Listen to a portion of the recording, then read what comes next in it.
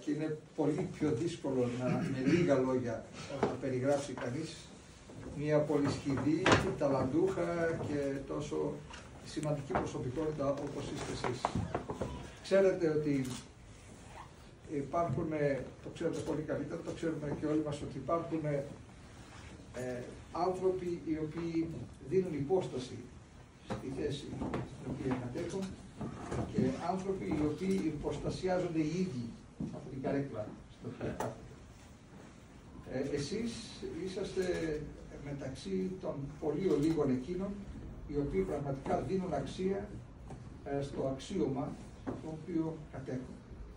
Και αυτό το έχετε αποδείξει με τα πολλά χρόνια της ευόρθου υπηρεσίας σας στα κοινά και σας έχει διακρίνει ασφαλώς και η Εκκλησία για το ήθος σας και για την προσφορά σας, αλλά και ο ίδιος ο λαός σας έχει αναγνωρίσει και εξακολουθεί να σας επιβραβεύει με την εμπιστοσύνη του και την ψήφο του και την αγάπη του και την υποστήριξή του.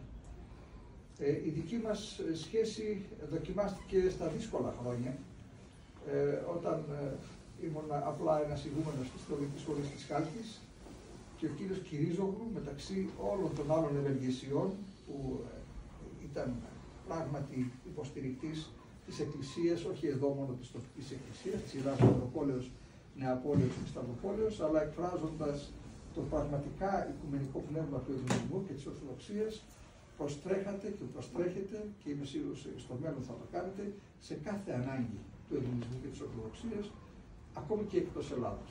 Κυρίως στην Κωνσταντινούπολη, από την οποία προέρχομαι εγώ, και εκεί που γνώρισα εγώ αυτό το πνεύμα, το οικουμενικό το δικό σας, το θυσιαστικό και το πνεύμα της προσφοράς. Τότε χτίστηκε η εκτίμηση, η αμοιβαία και η φιλία μας και θα το θεωρούσα αδιανόητο να έρθω στη Θεσσαλονίκη και να μην αποτίσω φόρο τιμής και ευγνωμοσύνης στο πρόσωπό σας και στον Δήμο, του οποίου προείσταστε, για την αγάπη και την υποστήριξή σας όταν η Θεολογική Σχολή της Χάλκης σας χρειάστηκε.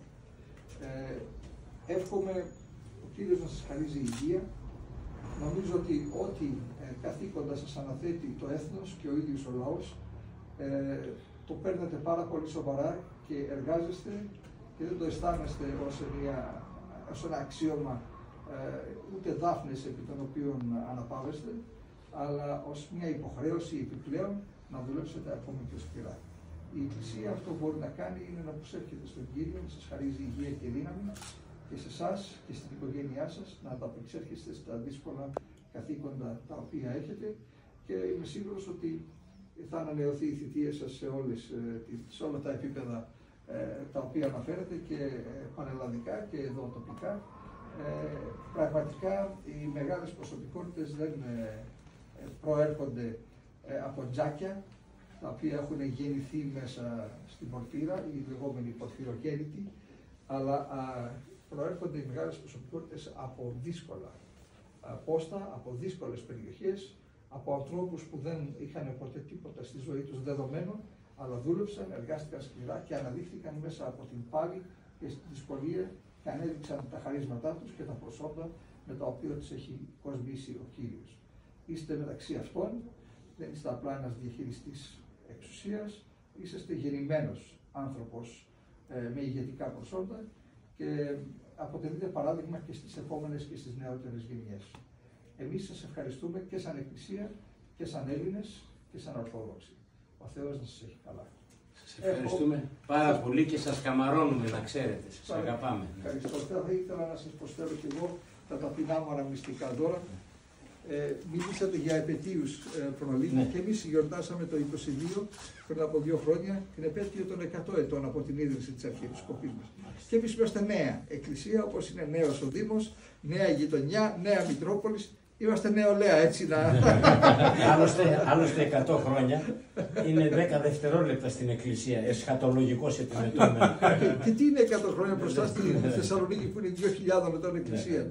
Εμείς είμαστε νέα Εκκλησία, όπως και εσείς νέος Δήμος, νέα Μητρόπολης, είναι του Ιησού Χριστού η εικόνα του σπορέως, γιατί φιλοδοξούμε να ευρύνουμε την Εκκλησία μας με τη σπορά του Λόγου του Θεού. Να βγούμε. Έλα δεσπότη μου και εσύ κοντά μας. Νεαρός κι εσείς όπως... Στο δεσπότη δίπλα να στέκεστε πάντα, οι νεότεροι. Γιατί το σύστημα είναι επισκοποκεντρικό.